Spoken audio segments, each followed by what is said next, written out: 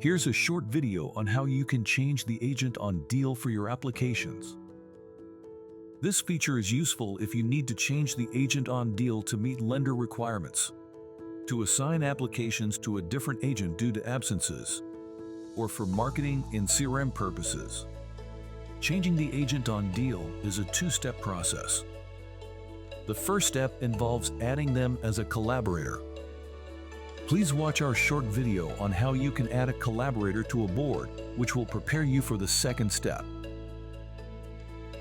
Once you have added the agent as a collaborator to a board, you will then need to locate the client profile with the applications that require a different agent on deal. To do this, click on Boards in the left navigation pane. Once you are on your boards, locate the client profile. You can click on the board name to locate the different boards available to you. Once you locate the client profile, click on it. Once you are in the client profile, you will notice a label which says Assign to, with a drop-down next to it.